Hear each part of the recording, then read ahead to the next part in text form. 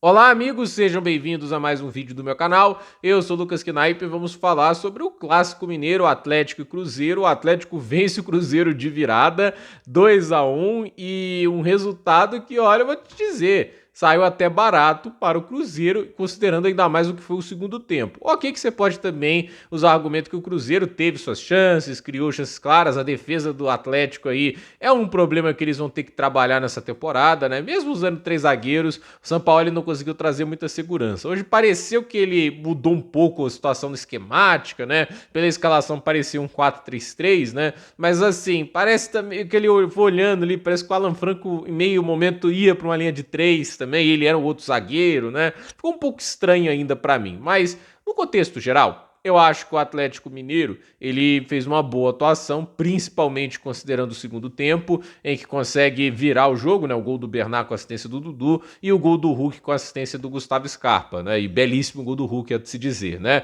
E teve mais chances, né? No final, dois chutes ali do Scarpa que obrigou o Cássio a fazer defesas muito importantes, teve bola na trave, e aí, obviamente, vai vir muita cobrança pro Tite. É apenas o quinto jogo do trabalho dele, né? Porém, entretanto, dito isso, eu não acho que as pessoas têm que esperar que o Cruzeiro repita o nível tático do Leonardo Jardim. Primeiro porque a metodologia do Tite é diferente, ele vai tentar buscar resultados por outra forma, por outro caminho. E outro lado que eu tenho que dizer aqui é, o Tite é um técnico que tem sim suas virtudes, qualidades, mas é um cara que parou no tempo, né? E a seleção brasileira, para mim, foi o melhor exemplo disso, né? Tipo, as Copas do Mundo não tem diferença nenhuma de roteiro, né? Eu acho que é a melhor maneira de analisar, porque eliminatória, né? Tipo, não venhamos, né? Eliminatória não é o melhor parâmetro, né? Apesar de ter sido melhor do que essa última aí, né? Mas a última também, Dorival, Diniz, Ramon Menezes, né? Nem teve muito período do Ancelotti para analisar, né? Mas olhando para as Copas do Tite, foram os mesmos erros, foram os mesmos problemas, né? E assim, teimosia tática é um problema do Tite, né? E eu fico pensando, né, naquele jogo contra a Croácia, assim, ele me indigna muito mais que a eliminação contra a Bélgica, né? Porque a Bélgica era uma baita seleção, né? Por isso que eu não, o Roberto Martins fosse um técnico muito michuruca, né? Era Hazard, De Bruyne, Dries Mertens, Romelu Lukaku, Vertonghen, Kompany, Fellaini, você vai pilhando os nomes aqui, Courtois, o goleiro, né? É um absurdo de seleção. A seleção era muito talentosa. Então, assim, eu conseguia ver fácil a possibilidade da Bélgica eliminando o Brasil. Eu não achava nada absurdo, né? Talento eles tinham de sobra, né? Um Eden Hazard naquele jogo, um pesadelo para a defesa do Brasil, né? Tipo, foi um negócio bizarro, né? E aí é que eu falo, né? Tipo, a gente viu aquilo acontecer, né? Aquela atuação impressionante, né? Dos jogadores belgas. Não foi uma atuação coletiva, assim, extraordinária, mas eu acho que, no contexto geral, lá o talento da Bélgica fez muita diferença, né? E aí a gente chega, por exemplo, para a Croácia, né? Era uma chance muito melhor, né? Tipo, a Croácia era uma geração envelhecida, e já tinham suado para avançar da fase de grupos, foi um sofrimento danado. E assim, qual era a maior qualidade da Croácia? Né? Era o meio-campo, né? Brozovic, Kovacic e o Modric, né? Baita meio-campo, né? Tem o Gvardiol, outros bons jogadores, mas no contexto geral, a força desse time estava no meio-campo, né? E o Tite resolveu escalar o meio-campo com um atacante, né? Que é o Neymar. Neymar, você pode escalar ele de meio atacante para ser um maestro, mas a questão é, ele não vai cumprir as funções defensivas de um meio-campo. E o meio-campo do Brasil foi superado numericamente nos dois tempos e na prorrogação. O Brasil até abre o placar primeiro, mas em nenhum momento o Brasil controla, dita o ritmo do jogo, porque perdeu a batalha de meio-campo. E aí o que acontece com o jogo da Argentina? O Scaloni muda o esquema para povoar o meio-campo e neutralizar essa força da Croácia, né? Usar a linha de 5, usar os alas para povoar o meio-campo foi a ideia. E aí que eu falo, né? Tipo, isso é um técnico que sabe se adaptar ao contexto, que sabe se adaptar ao oponente, ver as fragilidades, etc, e tirar isso a seu favor. O Tite não faz nada disso hoje, as substituições dele foram ruins e mantém o time igual. Assim, e a gente tá falando dele contra o Sampaoli, que também é outra porta quando se trata de ajuste tático. Mas até ele hoje entendeu melhor o que ele precisava fazer. Até ele fez os ajustes mais corretos. As substituições do São Paulo foram boas. Milagre, milagre. Ele colocou o Scarpa em campo, que milagre. Colocou o Alexander. Parecia que eles não existiam no elenco. E aí, você olha pra esse tipo de coisa e o fato de que todo o ataque do Tite é um time morno e sem graça, né? Desde a época do Corinthians, não era que lá era muito diferente. Teve um ano que o ataque passou de 70 gols. Aí ok, mas assim, a maior parte do tempo os ataques do Tite são sem graças, né? Tipo, na seleção brasileira era chato ver a seleção jogando.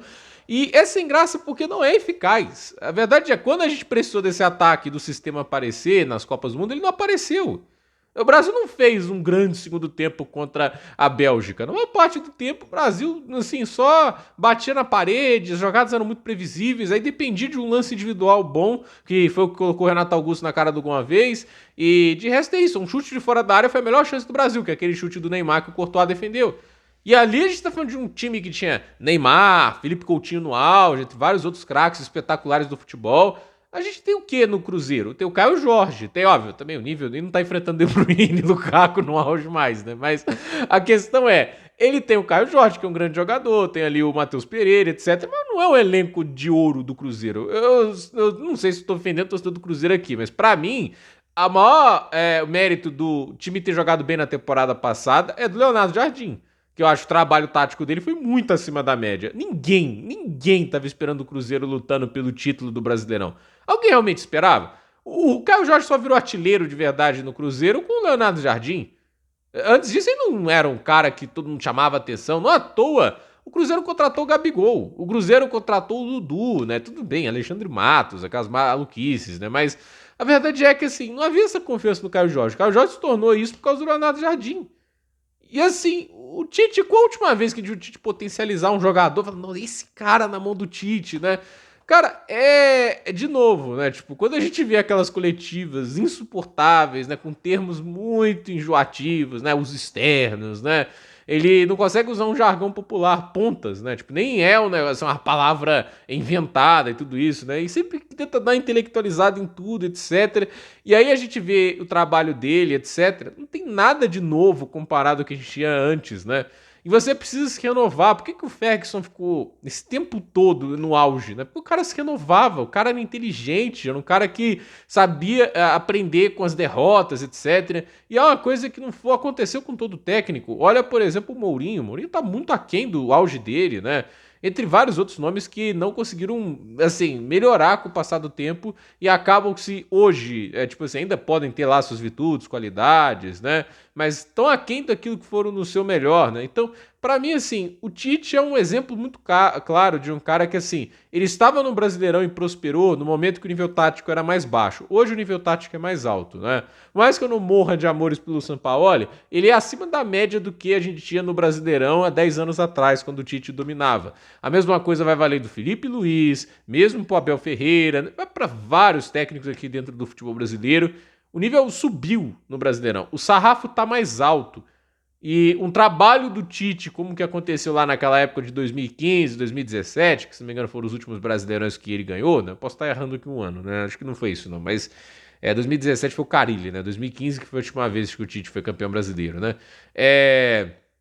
Se não me engano ele ganhou 2013, 2015, me corrijo aí. Mas a verdade é, tipo, não dá pra, assim, achar que isso vai se repetir, vai se replicar.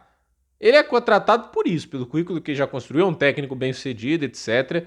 Mas, assim, tá muito nítido que não tem renovação de ideias, não tem muito coisa de novo, né? E ele é um técnico inferior ao Leonardo Jardim, a meu ver. Se ele vai gerir esse clube do Cruzeiro e replicar aquele brasileiro que o Leonardo Jardim fez, eu acho muito difícil, né?